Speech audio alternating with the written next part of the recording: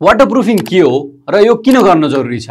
आज हामी यो भिडियोमा यही विषयमा कुरा गर्छौं। नर्मली वाटरप्रुफिङ भनेको चाहिँ नर्मली आरसीसी स्ट्रक्चरको कुरा गर्दा चाहिँ यसमा पानी अथवा तपाईको पानीबाट हुने असरबाट चाहिँ जोगाउनलाई जे खालको ट्रिटमेन्टहरु गरिन्छ, डिफरेन्ट खालको तपाईको एलिमेन्ट्स अथवा मेटेरियलहरु प्रयोग गरेर पानीबाट कंक्रिट अथवा तपाईको आरसीसी का एलिमेन्टहरु जसले गर्दा चाहिँ कंक्रिट, स्टील अनि त्यसपछि यसको बन्डिङलाई चाहिँ लङ टर्म र ड्युरेबल बनाउनलाई चाहिँ हेल्प गर्छ। यो चाहिँ घरको स्ट्रक्चरल एलिमेन्ट यानी कि बीम, कोलुम र स्ल्याबमा पानीको इफेक्टको कम गर्नको लागि नर्मली गरिन्छ।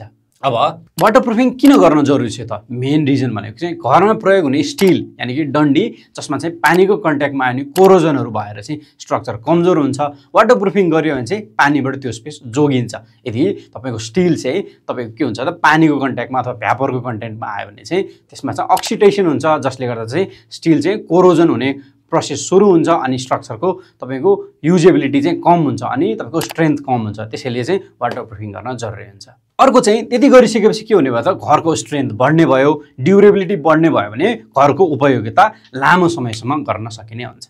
अब वाटरप्रुफिङ गर्दा के कुरामा हामीले ध्यान दिनुपर्छ भन्दा नर्मली हामीले वाटरप्रुफिङ गर्दा सर्फेसहरु राम्रोसँग प्रिपेयर गर्नुपर्छ, सर्फेसलाई क्लिन गर्नुपर्छ किन भन्दा सिमेन्टहरु लागेको सर्फेसलाई प्रपर क्लिन गरेर मेन सर्फेससम्म पुगेर काम गर्नुपर्ने हुन्छ है। दोस्रो कुरा भनेको तपाईको हामीले मेटेरियलहरु जे पनि प्रयोग गर्दै छौं एकदम राम्रो खालको ड्युरेबल मेटेरियल अनि लङ टर्म युज हुन सक्ने मेटेरियल चाहिँ प्रयोग गरेर वाटरप्रुफिङ गर्नुपर्छ। हामीले वाटरप्रुफिङ गर्दा चाहिँ घरमा पानीसँग कन्ट्याक्टमा आउन सक्ने जस्तै हाम्रो छत हुन सक्छ, बाल्कनी हुन सक्छ, बाथरुम, किचन अनि त्यसपछि तपाईको टोयलेट्सहरुमा हुन सक्छ। यो स्पेसमा चाहिँ वाटरप्रुफिङ गर्न एकदम धेरै जरुरी हुन्छ। यो सँगसँगै हामीले पानीसँग जोडिने जस्तै तपाईको अन्डरग्राउन्ड वाटर ट्याङ्क हुन सक्छ, बेसमेन्ट हुन सक्छ, हाम्रो घरको एक्सटर्नल वालहरु हुन सक्छ। यिनीहरुमा पनि वाटरप्रुफिङ गर्न एकदमै धेरै जरुरी हुन्छ। जसले गर्दा चाहिँ पानीहरु डाइरेक्ट जुन सर्फेस यो सर्फेसहरु भनेको चाहिँ पानी पर्दा डाइरेक्ट तपाईको घरहरुसँग कन्ट्याक्टमा आउने, पानीसँग कन्ट्याक्टमा आउने सर्फेसहरु भयो।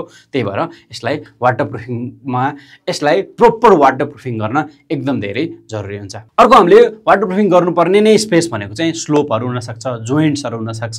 जसले गर्दा चाहिँ के हुन्छ त हाम्रो घरमा पानीहरु छिरेर चाहिँ यसलाई स्लोप अथवा जोइन्ट भनेको चाहिँ हाम्रो घरमा पानी सजिलै छिर्न सक्ने स्पेस हुन्छ। सो यसमा पनि वाटरप्रुफिङ ट्रिटमेन्टहरु, त्यसपछि लेयरिङहरु, मेम्ब्रेन शीटहरु, त्यसपछि यस्तै खालका कामहरु चाहिँ गर्न जरुरी हुन्छ। अनि वाटरप्रुफिङ गरिसकेपछि प्रपर वाटरप्रुफिङ भयो कि भएन भनेर टेस्टिङहरु पनि गर्न जरुरी हुन्छ। नर्मली मान्छेले गर्ने काम भएको भएर लेइङमा, लेयरिङमा अनि त्यसपछि प्रपर एप्लिकेसनमा चाहिँ तपाईको के हुन सक्छ त त्रुटि भएको हुन सक्छ। सो यसलाई रिकभर गर्नलाई चाहिँ हामीले के गर्नु पर्यो त तपाईको प्रपर वाटरप्रुफिङको टेस्टिङहरु एकदम गर्न जरुरी हुन्छ।